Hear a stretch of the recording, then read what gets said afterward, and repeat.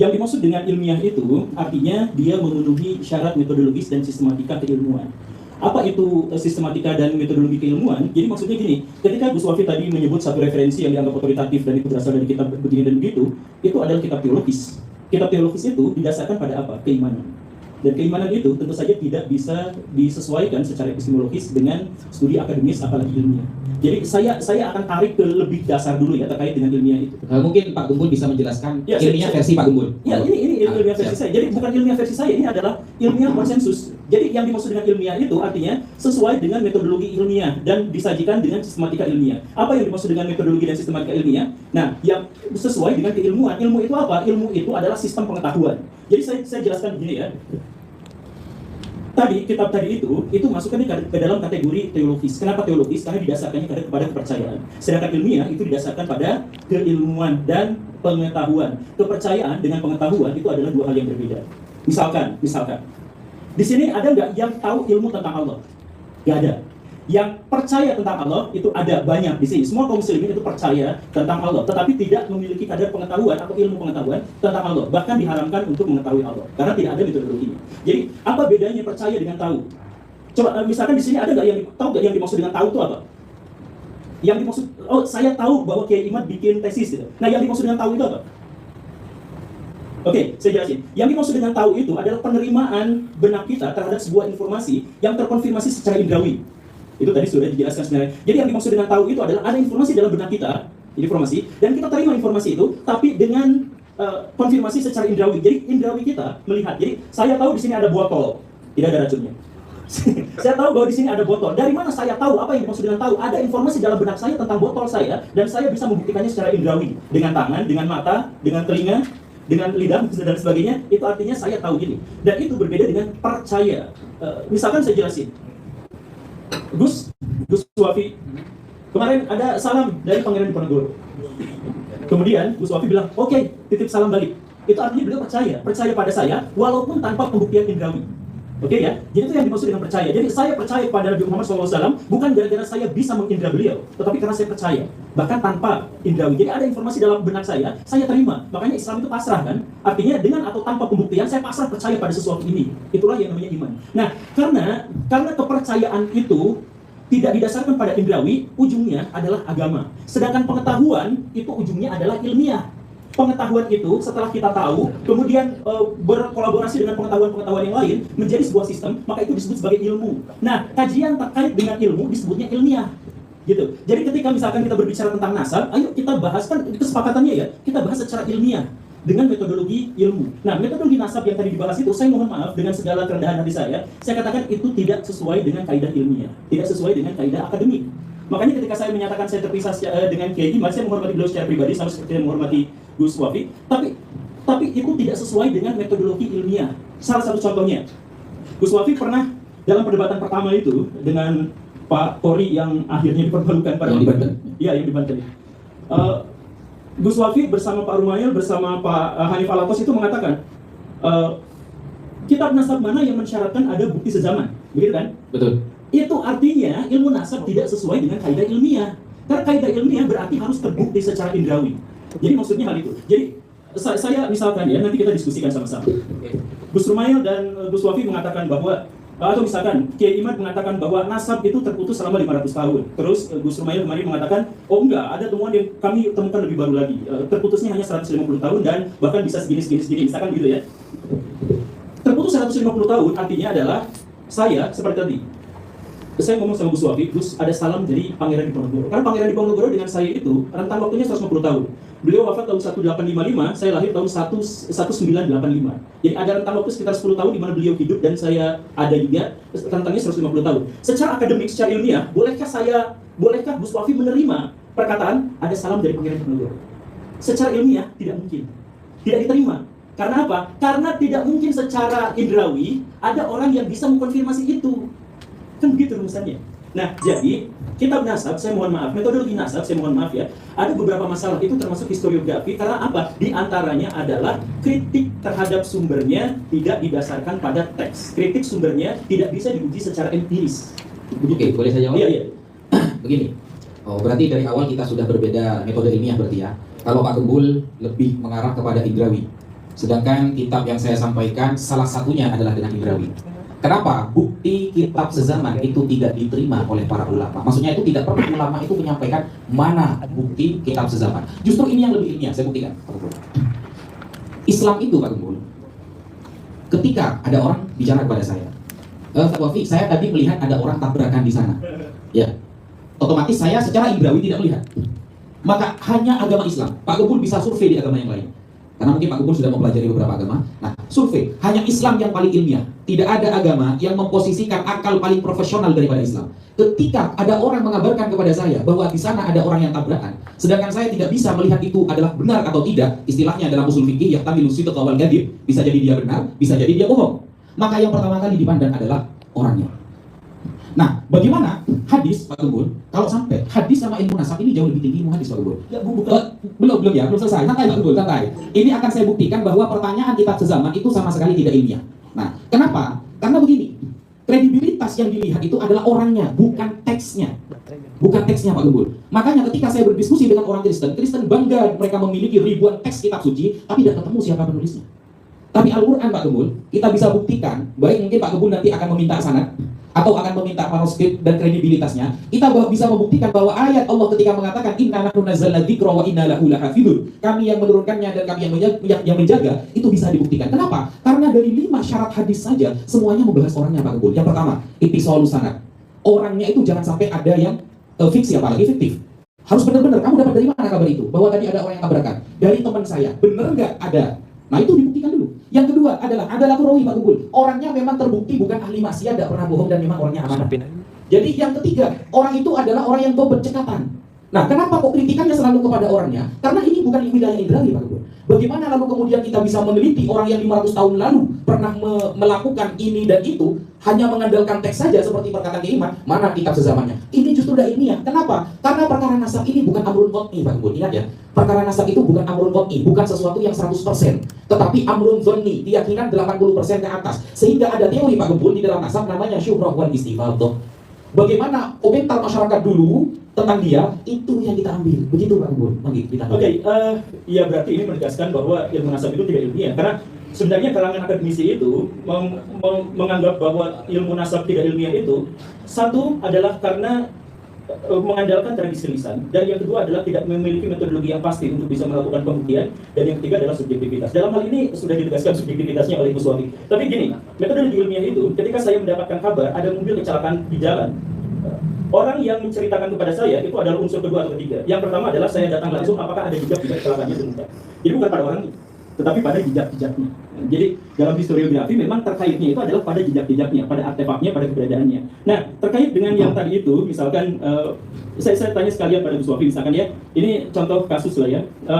Kiai Imaduddin mengatakan kurang lebihnya adalah yang memasukkan, yang mencampurkan Ba'alawi ke dalam silsilah keturunan Nabi itu adalah Asyakran, begitu ya, menurut beliau. Kemudian menurut Pak Gus Rumayl Abbas, oh tidak seperti itu karena begini begitu. Oke, jadi di situ polemiknya ada satu orang yang namanya siapa nama lengkapnya itu? Ali Asyakran. Bagaimana bagaimana cara kita menguji, bagaimana metodologi apa yang bisa kita dapatkan untuk menguji bahwa beliau itu jujur atau tidak? Ya, komentar orang-orang yang kenal dengan beliau. Komentar orang berarti subjektif kan? Begini Pak Gembul, kalau ilmiah itu harus semuanya dengan indrawi kapasitas kita semua. Ya, itulah ilmiah. Nah, tidak gitu Pak Gembul, gitu, tidak. Makanya Sini aja dulu. Referensi Pak Gembul bahwa ilmiah itu hanya dengan indrawi gimana? Bukan, ilmiah itu bukan hanya dengan indrawi. Ilmiah itu hal pertama yang diuji adalah yang bisa terbukti secara indrawi. Jadi misalkan gini, jadi kita itu hanya bisa menguji sesuatu yang nyata, gak mungkin menguji sesuatu yang goib. Ya. Mimpi itu gak bisa kita jadikan sebagai pedoman karena tidak bisa diuji secara indrawi. Misalkan, Gus Wafi menceritakan semalam saya mimpi bertemu dengan Nabi. Boleh gak ngomong seperti itu? Boleh. Kemudian saya diwartakan seperti itu. Boleh percaya juga, boleh tidak. Tapi mau saya percaya atau tidak itu bukan pengetahuan saya. Karena tidak ada metodologi khusus sampai sejauh ini yang bisa membuktikan apakah perkataan itu benar atau salah. Gitu kan? Oke. Nah, jadi karena tidak ada pengujinya, maka itu tidak disebut sebagai ilmiah. Tidak bisa disebut secara akademik. Tidak bisa diuji. Apa yang bisa diuji dari sesuatu yang goib? Sekarang ada pernyataan. Ada seorang yang mengatakan bahwa ini begini. Dari mana metodologi yang kita gunakan untuk mengatakan bahwa dia telah jujur? Dia dari komentator komentator orang sebelahnya. Komentator orang sebelahnya itu subjektif. Ada orang yang dekat, ada orang yang jauh, dan kita benar-benar tidak tahu soal itu. Jadi itu goib. Nah, Jadi ini baru masalah dasar. Indrawi bukan satu-satunya, ini justru malah level yang paling dasar agar kita bisa mengetahuinya secara ilmiah. Jadi kalau misalkan sejak awal sudah dikatakan bahwa ini subjektivitas, buktinya apa? Buktinya pengakuan seseorang diuji berdasarkan komentar orang di sekelilingnya, subjektif. Kemudian yang kedua, tidak didasarkan pada bukti-bukti sezaman dan sudah ditegaskan. Oke, sudah seperti itu. Dan kemudian yang ketiga itu subjektif, kemudian tidak didasarkan pada sezaman, ya tidak sesuai dengan ini dan tidak memiliki metodologi verifikatif yang jelas, misalkan, ya sudah selesai. Artinya ini tidak lagi bisa ilmiah. Kalaupun misalkan nanti menyebutkan ini dari kitab-kitab, mohon maaf ya, itu bukan dari Islam, tapi itu adalah produk tradisi masyarakat Arab dan masyarakat Islam pada waktu itu. Karena Islam hanya memerintahkan untuk belajar ilmu nasab, bukan bagaimana menjelaskan metodologi nasab. Sehingga metodologi yang tadi dijelaskan itu bukan Islam dan tidak ilmiah. Itu hasil tradisi masyarakat pada waktu itu yang bisa dibantah, dan karena tidak, misalkan ya, dan karena tidak sesuai dengan metodologi yang lebih modern, ya ayo kita diskusikan terkait ini gitu. Jadi sekali lagi ya, ada nggak cara, selain secara subjektif tadi itu, ada nggak cara yang bisa menjelaskan dari mana Pak Ali Asyakran itu jujur misalnya? Oke, terima kasih banyak Pak Guru. Ini diskusi yang menarik ketika kita membahas tentang mengkritisi ilmu nasab. Ketika kita mengkritisi ilmu nasab, hak setiap orang. Pak Guru juga berhak mengkritisi ilmu nasab. Dan Robito Alawiyah ini lembaga pencatat nasab yang memang berpegang pada kaidah ilmu nasab. Kebetulan Kiai Imaduddin juga berpegang pada ilmu nasab. Ilmu nasab sama ilmu nasab ketemu diskusi kemarin, bisa tuh. Jadi ketika ilmu nasabnya kita tidak punya pada platform yang sama, terus kita mengkritisi ilmu nasab, memang dia menjadi kritik bukan seputar isu nasabnya Mbak Alwi, tapi kritik diskusi seputar seberapa ilmiah ilmu nasab. Itu pun juga mungkin menjadi tema yang menarik ke depan gitu ya, tentang seberapa ilmiah, seberapa bisa diterima ilmu nasab. Ilmu nasab ini seperti yang disampaikan oleh Gus Wafi, yang dipandang oleh Pak Guru sebagai ilmu yang mungkin tidak ilmiah, adalah metode yang digunakan secara generasi bergenerasi. Jadi kalau misalnya kita mau tanya Pak Guru baik apa enggak orangnya, tanya sama saya, pernah ketemu, kita sezaman, kita bisa ngomong. Ketika kita mau tahu tentang si sumber Ali Asyakran misalnya, baik atau enggak, kita nggak bisa tanya sama orang yang hidup di zaman itu, mau nggak mau baca tulisan, mau nggak mau baca siapa yang pernah mengutip tentang beliau, itu mau nggak mau, karena sumbernya itu. Apakah bisa memastikan? Ya nggak bisa. Bahkan saya ditanya tentang Pak Guru, baik nggak Pak Guru orangnya, saya jawab baik. Saya pun juga bukan berarti menjadi orang yang bisa memastikan bahwa Pak Guru baik, nggak begitu. Poin lain adalah, kalau misalnya kita berstatement dalam setiap ilmu manapun, bahkan DNA, misalnya seperti Pak Guru berstatement, jadi di dunia Arab itu mengisbat nasab itu harus tes DNA gitu. Nah itu juga harus kita telaah gitu. Apakah betul di dunia Arab itu, di luar kalau dia tes DNA baru diisbat? Kami survei nggak ketemu satupun nakobah yang mengisbat lewat tes DNA. Satupun orang yang hasil tes DNA akhirnya dia ketemu nih tiba-tiba jadi keturunan Rasulullah, nggak ada sampai sekarang. Diisbat sama nakobah manapun nggak ada. Artinya setiap statement itu normal, bisa salah, bisa benar. Perspektif kita bisa salah, bisa benar, iya. Dari perspektif ilmu-ilmu DNA misalnya. Terus poin lain misalnya, kalau misalnya kita lihat bagaimana kita bisa men-track orang yang jauh di belakang Ali Asyakran, Ubaidillah. Bagaimana kita bisa men-track ilmu apa yang bisa digunakan? Ada filologi, ada arkeologi yang bisa juga berperan di sana. Nah, ada filolog misalnya menyampaikan berdasarkan ilmu filologi, Ubaidillah bin Ahmad ini tokoh fiktif. Berdasarkan filologi, Ubaidillah ini tokoh fiktif. Itu sebuah kesimpulan hasil dari penelitian. Kita minta penelitiannya, apakah pernah meneliti manuskripnya, pernah datang ke Hadramaut kah, cek semua peninggalannya. Kami berdiskusi, dan nanti setelah ini ada sesi penonton, masih ada sesi tentang filologi yang kita menghadirkan Prof. Titi Pujastuti dan Prof. Yasmin Syahab. Mereka yang akan menjelaskan bagaimana kesimpulan sampai pada filologi bisa membatalkan nasab Balawi atau membatalkan keberadaan Ubaidillah, apa proses yang harus dijalani begitu. Saya mohon maaf, dengan segala kerendahan hati saya mohon maaf. Ayo kita kembali pada diskusinya. Jadi kembali lagi, seperti guru kasih waktu 5 menit, biar gantian, soalnya kita kayak saling motor gak enak rasanya gitu, biar ada waktu masing-masing gitu. Pak Guru ini tadi yang saya tahu ada materi yang disampaikan ya? Ada, tapi nanti ini, jadi kalau boleh Pak Guru nggak apa-apa. nanti aja. Cuma soalnya kalau gak ada timernya, saya belum selesai menjelaskan, Pak Guru ada yang ingin cuma disampaikan. maksudnya ini saya sampaikan kepada semua yang ada di sini gitu ya. Jadi gini, ilmu nasab sudah disampaikan tadi ya, bahwa itu adalah ilmu tradisi, itu buatan manusia, dan disampaikan dari generasi ke generasi sebagai kaidah. Oke? Itu yang pertama. Jadi lepaskan itu dari Islam, karena itu tidak ada dalam Quran dan Sunnah. Quran dan Sunnah hanya memerintahkan kita untuk mempelajari nasab, tetapi tidak menjelaskan bagaimana metodologinya. Metodologinya dibuat oleh manusia. Karena itu, maka dia sangat boleh dikritik dan wajib mengikuti perkembangan zaman. Nah, seiring dengan perkembangan zaman, maka orang-orang sekarang memiliki metodologi ilmiah dalam hal historiografi itu diambilnya dari mana? Pertama kalinya siapa? Imam Bukhari dan Imam Muslim. Ketika mereka melakukan kritik hadis, itu menjadi metodologi paling standar di masa lampau dan dikembangkan sampai saat ini untuk bisa mengetahui bagaimana sejarah di masa lampau itu terjadi. Jadi kalau misalkan kita mengkritik ilmu nasab, itu tidak apa-apa. Karena apa? Ilmu nasab adalah tradisi masyarakat masa lampau ketika mereka belum tahu metodologi yang lebih meyakinkan. Nah, sekarang ada banyak metodologi yang lebih meyakinkan. Jadi maksudnya, makanya saya bilang sejak awal saya tidak sesuai sependapat dengan Kiai Imad. Karena apa? Karena sama-sama menggunakan ilmu nasab. Padahal ini janjinya adalah diskusi ilmiah. Ilmiah itu, yang tadi Bapak sampaikan, itu bukan ilmiah, itu teologis, karena didasarkan pada ketidaktahuan kita. Kan didasarkan pada ketidaktahuan kan, saya tidak tahu, misalkan tadi Bapak bertanya kepada saya, bagaimana caranya untuk mengetahui saya baik dan buruk? Ya tidak tahu, ya memang tidak tahu, yang mengetahuinya itu apa? Kita lepas dari hal-hal yang goib. Ilmiah itu gak peduli sama hal-hal yang goib. Kita fokus pada, saya diketahui baik dan buruknya itu dari mana? Dari rekening saya ditransfer kemana? Apakah ke yatim piatu, ataukah ke tempat dugem? Misalkan, dari jejak-jejak yang bisa kita uji secara empiris. Bukan, wah saya baik, murah senyum, bukan seperti itu. Itu ya karakter saya, apakah saya menyumbang ini adalah ikhlas atau tidak, itu tidak di luar kaidah ilmiah. Kaidah ilmiah itu adalah yang mungkin bisa kita uji secara level terdasar. Oke, cuma bertanya dulu. Saya udah Pak, masuk aja ya. Iya, mau bertanya Pak. Coba ilmiahkan kepada saya, bagaimana Pak Gembul tahu bahwa selama ini Pak Gembul sholat, Rasulullah benar-benar seperti itu prakteknya? Saya menemukan catatan dalam Bukhari dan Muslim. Oke, Anda tahu ilmu hadis dalam pencatatan Bukhari Muslim? Tidak. Tidak. Nah, itulah.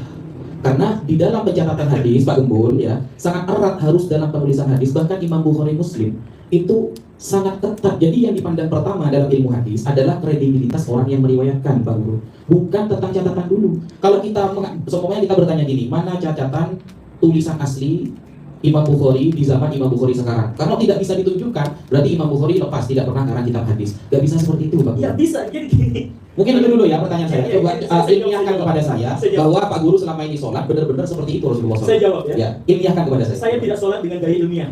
Gimana? Karena itu kepercayaan. Saya bilang kepercayaan dengan ilmu itu terpisah secara epistemologis. Jadi kalau saya percaya pada Tuhan, saya gak akan mencari-cari Tuhan. Ketika saya sholat, saya gak akan mencari-cari tentang studi ilmiah, apakah sholat begini begitu. Itu didasarkan kepada kepercayaan saya kepada Imam Bukhari. Jadi itu adalah ranah kepercayaan. Nah, karena ini studinya adalah ilmiah, maka kita harus uji secara ilmiah. Jadi Pak Guru nggak salah. Iya, Iya, beliau memiliki metode sendiri. Ya. Bukan metodologi sendiri. Ini silakan cek manapun atau googling lah sekarang ya, googling yang dimaksud dengan metode ilmiah. Dan kalau misalkan tadi disebutkan dengan soal ini kan dapatnya dari Google, bukan gitu. Google itu gak pernah ngajarin manusia ya.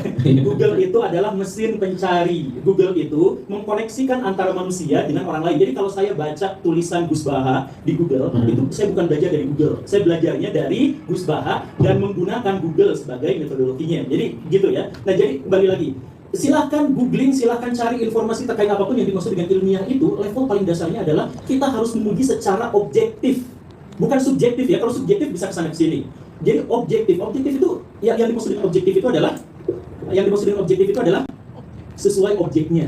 Jadi ini objek yang saya pegang. Ini objek yang saya pegang warnanya adalah putih. Betul kan? Tidak.